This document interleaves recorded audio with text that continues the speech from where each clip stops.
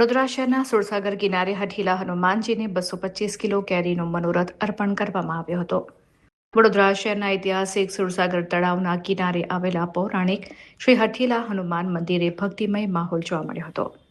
ઉનાળાની ઋતુ નિમિત્તે હનુમાન દાદાને 225 કિલો કેરીનો ભવ્ય મનોરથ અર્પણ કરવામાં આવ્યો હતો. આ વિશેષ પ્રસંગે હનુમાન દાદાનો અલૌકિક અને આકર્ષક શણગાર કરવામાં આવ્યો હતો, જે દર્શનાર્થે આવતા શ્રદ્ધાળુઓ માટે આસ્થાનું કેન્દ્ર બન્યો હતો.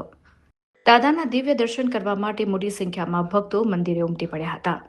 આ ધાર્મિક મહોત્સવ અંતર્ગત ભક્ત પરિવાર દ્વારા શ્રી સુંદરકાંડના પાઠનું પણ વિશેષ આયોજન કરવામાં આવ્યું હતું.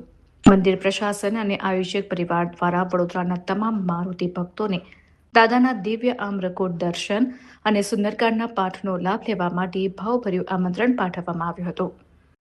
તો વધુમાં મંદિરના મહારાજે જણાવ્યું હતું કે ઉનાળાની ઋતુમાં કેરીનું મનોરથ અર્પણ કરવાની પરંપરા ભક્તિ અને સમર્પણનું પ્રતીક છે.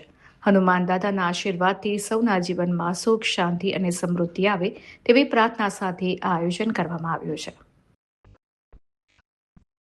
સર્વ ભાવિક ભક્તોને જણાવવાનું કે સુરસાગર કિનારે આવે શ્રી હઠીલા હનુમાન મંદિરે આજે દાદાને 225 કિલો કેરીના મનોરથ કરવામાં આવ્યા છે તથા આજે દાદાને આપણે શણગાર કરવામાં બી આવ્યો છે અને આજના દર્શન નિમિત્તે અમે અમારા પરિવાર તરફથી અહીંયા સુંદરકાંડના પાઠનું બી આયોજન કરેલું છે.